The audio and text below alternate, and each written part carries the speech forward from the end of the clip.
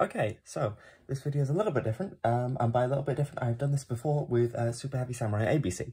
This time it is Super Heavy Samurai Snake Eye. So apparently I am a Super Heavy Samurai player, so I don't know what that says. But quickly before I just kind of start with the cards, I'll just explain. I basically created a pure version of Snake Eye. Well, it was Snake Eye Fire King, without the Super Heavy Samurai stuff. Tried it out at locals and realised the value that the Super Heavy Samurai stuff has, because this deck doesn't have Diabell Star, doesn't have access to the Diabell Star Searcher, which adds a lot of consistency, and it doesn't have a lot of the kind of other big cards, such as like Bonfire. So the Super Heavy Samurai is kind of a good substitute engine. So obviously we'll start with starter cards, because they explain the most. So 3 Bike and 3 Wakaushi. These are your kind of 1-card combos that lead to your best end boards. You want to see these cards. If you open like any of these, you're pretty much good if they resolve. For other starters that are kind of just good 1-cards, we are playing 3 Snake Eye Ash. It's the best normal summon in the entire deck. And then kind of for slightly weaker starters, we're playing a 1/1. It summons Ash from the deck, but it puts a spell engrave, which isn't great. Plus, you also have to have the monster in hand requirement, which is you basically always will, because you're playing like very few spells in this deck. 1 Ponix and Poplar, they're just worse normal summons. They still do get you to some decent boards though. And kind of for spells, 1 original and the 2 FKI spells for starters. You only play 1 of this because you banish it turn 2 to kind of put back something like Flamberge to resummon it, which is really nice. And these are just Island 1 and Island 2. Adds consistency and is an increase in the strength of your end board. So as you can see, we are actually playing a lot of starters. We're playing, I believe, 15 in total. We're also playing 15 hand traps, I believe. So we're playing 10 extenders, which I'll get into now. Because there's, well, 7, I believe. First is Oak. So Oak is like not amazing to open, but isn't terrible because it can still send itself another face-up card to summon Ash from deck and gets you to full combo. So it is technically a starter in some hands, but it's just kind of like a meh additional extender. For the other additionals, we're playing a Garunix and a single Arvata. These 2 come up for the combo and also just are kind of just necessary engine cards, you know. And then for superior extenders, we're playing the 3 Kieran and the 1 Circle, because they're much more free extenders that just get you to more bodies on field. Even though these cards on paper don't get you to more bodies, just having Kieran in rotation is really good.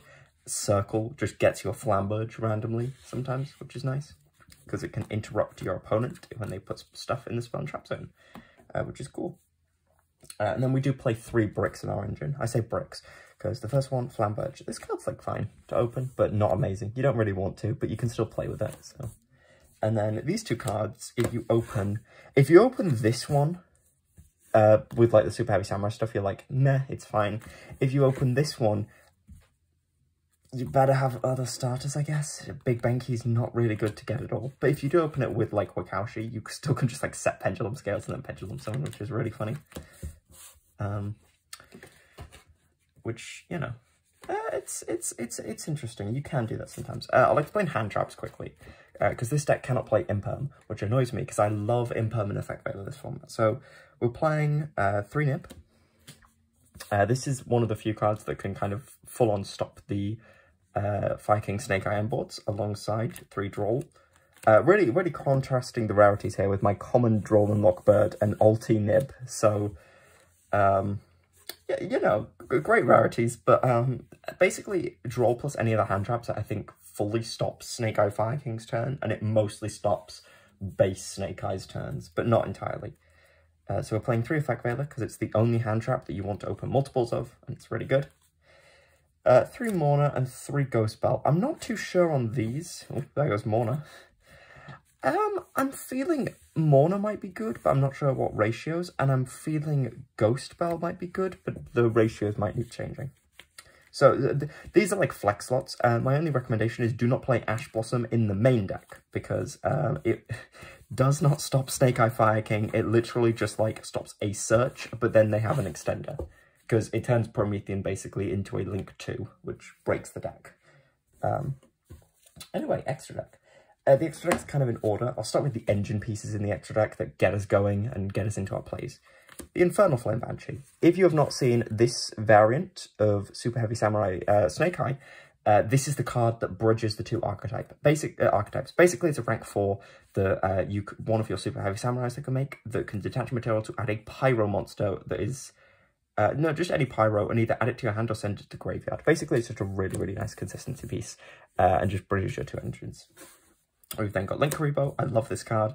A Sunlight Wolf, adds back, is kind of just really good. It's a nice recursion piece. A Dualismal Chimera, this one's a little bit odd.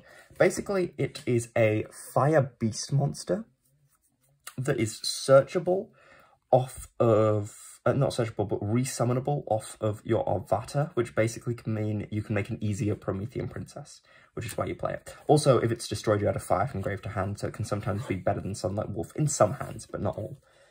And then the two, I like to call them the basics, the two Charmer extenders, just because they can, if your opponent's playing certain stuff, or if you've been ashed, they basically can turn 2 of your monsters into a Link 3. You're playing Promethean, that's really, really good. And we're playing kind of 2 removal Link monsters. In Relinquished Anima, because sometimes people play into it, do not play into this card. It is really annoying because it is not once per turn, and just yoink something. And Unicorn, just to kind of spin something back. This used to be an IP, but I realised that Anima's just kind of better in, like, every way.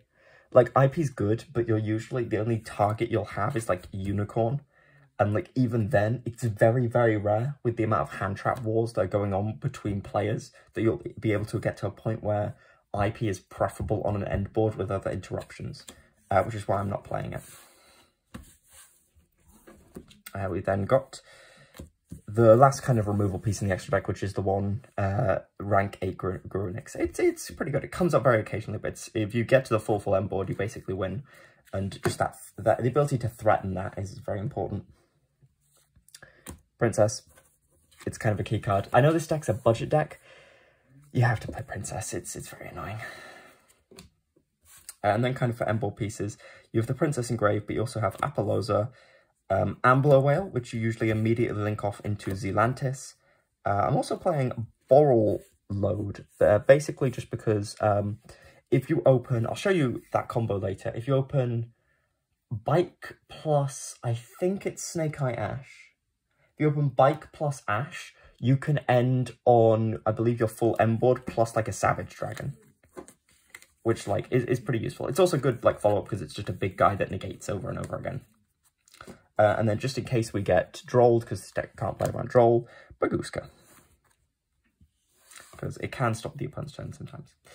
I'll quickly cover the side deck and then I'll just show a couple like example combos. For the Snake Eye Mirror, going first, I am playing 3 Anti-Spell Fragrance, just because I do not own Summon Limits, but also I prefer this card generally because we're not playing as many kind of bodies, so you usually won't be able to send something face up you control, and Anti-Spell's just nicer to keep on the field because you don't play spells really either. It also comes up against like Super Heavy Samurai variant. That's all the going first cards against this deck, because this deck performs very, very well going first, but I am playing some going second cards to face against Snake Eye Fire King, which is 2 cherries to reveal Princess, and then immediately look at the opponent's extra deck so you know what variant they're playing, you know if they're playing like the Zelantis FTK, if they're playing like Access Code, so you can kind of prepare for things mentally. Also in between games, so doing this in game 2, and if you win game 2 is really good because then you know what your opponent's playing anyway. But yeah, and it just gets rid of that Princess, which gets rid of a lot of their grind game, oh, pardon me, and just a lot of their combos as well. Cold Bite, it's good if you're going first, and second, it's just a nice card to side in if your opponent if you know your opponent's on a lot of hand traps where they discard themselves. For non-Snake Eye Fire King cards, a single Magnamut and 2 Druid's Worm. These are for Labyrinth mainly, but like there are like a couple other decks where if it's a light or dark deck and it loses to Bestials, these 2 are really, really good. I'm also playing 3 Ash in the side deck because Branded and Labyrinth really struggle against Ash Blossom. So it is good to play it. But the thing is, I'm only really expecting Snake Eye Fire King or just pure Snake Eye.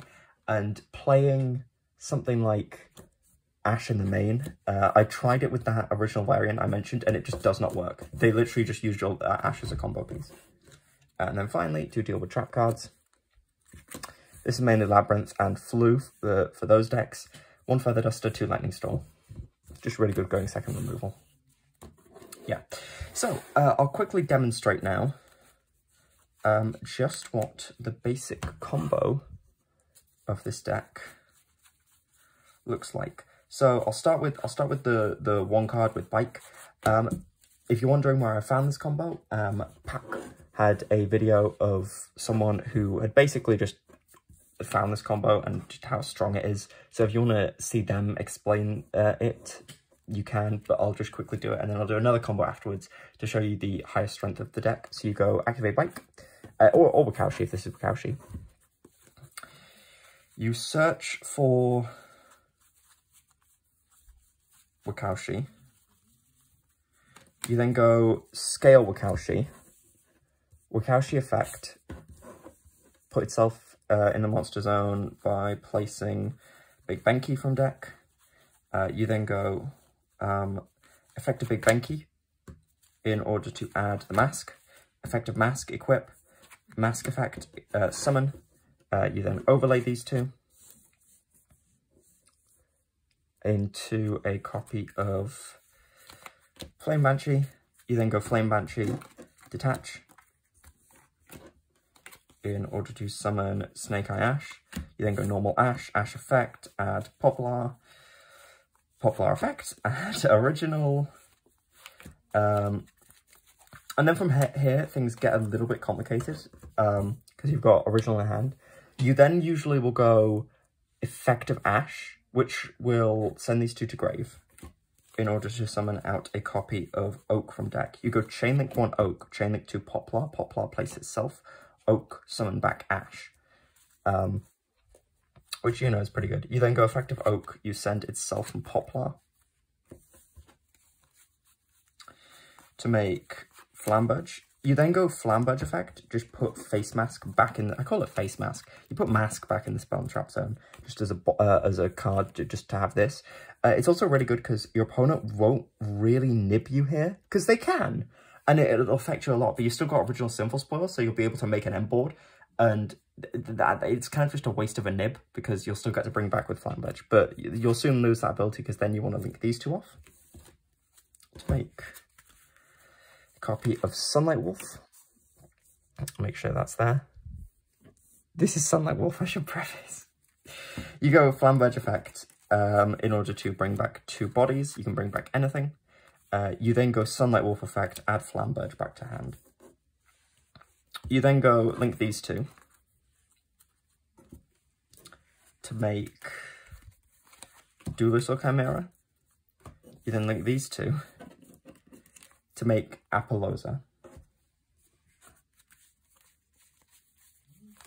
with 2 materials, which isn't amazing. If you open an extender, you can usually get a couple more, but you know, it's at least something, because you can then go original Sinful Spoils, send Mask in order to summon from deck Ponix. Ponix effect, add Sanctuary, Sanctuary activate Sanctuary to place Island face up. So we've got Island active. We then can use the effect of the Island to destroy the Ponix. In order to add Garunix, you can then go use the effective Garunix summon, use the effective Garunix in order to destroy Arvata. You then go effective Arvata in grave in order to bring back Doolittle Chimera, which is where the combo actually comes in, because then you can link off, we'll do in this case Doolittle Chimera and Infernal Flame Banshee to make a link 3 Promethean Princess. You then go Promethean Princess effect, bring back Arvata. You then link these two to make a link 4, and that link 4 is Ambler Whale. You then immediately link Ambler Whale off entirely for Zelantis. And so you make Apollousa, Zelantis, Flamberge in hand, Ambler Whale engrave, Promethean engrave, and it's just a really awkward end board to beat. Specifically because, one, they can't threaten battle phase, because Zelantis is co-linked, which means that during the battle phase, it's a quick effect to destroy 2 cards the opponent controls. So you can't really do that. You've got an Appaloosa negate, maybe 1 or 2 if the opponent tried to hand trap you afterwards. You've got Arvata, which can destroy Flamberge in hand, which Flamberge can then use its effect to bring back 2 level 1s, which is pretty useful because then it gives you 2 bodies on field, which, you know, you can use Promethean later on. And there's just a lot of different kind of like different lines, and it's a really like it's kind of like an interruption end board that you can kind of change and adapt, which is why it's so dangerous. And just very, very strong. But just quickly to demonstrate what the kind of super combo, I'll nickname it, looks like. It is a little complicated. Apologies if it takes me a little bit of thinking, because I'm trying to do this on the fly. But the super combo, I think I mentioned earlier, is like... There's probably like a couple ways to get to it, but like the easiest to understand is like Bike and Ash. So you can go a little bit of a different line here, because instead of starting with Bike, you can start by normal summoning Ash and use Ash's effect. You don't really mind if Ash gets stopped, because if theoretically the Ash gets, I don't know, impermed or something, you then just go Bike and try and do the super heavy samurai line, but instead of adding Ash off of Flame Banshee, you add Poplar, which gets you to basically the same point. But if Ash resolves, Ash will use its effect, add Poplar, Poplar summon, Poplar will use its effect, add original to hand. You then go Ash effect, send these 2 to grave. I'll make sure the grave's a little bit visible. In order to summon out Oak. You then go Oak Chainlink 1, Poplar Chainlink 2. So you have Poplar and Spell Trap Zone. You reborn Ash. You then can go effect of Oak. Send itself and Poplar. Summon Flamberge from the deck. You can then go Flamberge effect and just straight up like go put Poplar and Spell Trap Zone. You can then link for 2. Make Sunlight Wolf. So you've got a Sunlight Wolf there. You then can go activate the effect of Snake Eyes Flamberge Dragon in order to bring back 1 and bring back 2. You can then use Sunlight Wolf's effect, add Flamberge to your hand. You then link these 2, make Doolittle, and then you can link off the entire board to make an Appaloosa. So the combo is a little dependent. I'll get into that in a second. But then from here, you can go Bike effect, because you don't have any spell traps in grave. Add Wakaushi, scale Wakaushi, Wakaushi put Benki, Wakaushi summon, Benki put... Benki will add the mask, mask's effect summon. So from here, you can go Synchro Summon to make Borreload Savage Dragon. I'll put Savage Dragon here for convenience's sake. No, I'll put it here. You then go Savage Dragon effect, Chainlink 1, targeting the Sunlight Wolf, and you go Chainlink 2 Wakaushi. So Wakaushi goes here, get Sunlight Wolf here. Spell and Trap Zone's a little clogged, try to excuse that. So it's a little awkward, because it does require you to have like any other body that you can summon here. But if you do, I believe the kind of next play is you literally can just go this, summon this, summon from deck a copy of Ponix. Ponix effect, add the Sanctuary, which will activate the island from deck. So you have access to island now. You then go island, destroy Ponix. In order, well, no, I think the combo is if you have no other extenders, you'll have to go island, destroy Flamberge, add Garunix, Garunix summon, Garunix destroy, not Motorbike, you destroy Arvata from deck. You then use the Arvata in order to bring back the Doolittle, and then if you count bodies, you've got enough now to where you can go link off these 2, make your Promethean Princess, and then Promethean effect, bring back Arvata. You then can link away Ponix Promethean, make this Ambler Whale, and then link off the Ambler Whale for Zelantis, and you make like a very similar board. If you had any other body, you'd add like Flamberge to hand instead. You'd have Flamberge in hand and you do a summon of the body. This combo does require, it is technically a 3 card, because it requires you to have just any body, which can be a hand trap, just anything that's not 1 or 8, plus Bike Orbakaushi, plus a copy of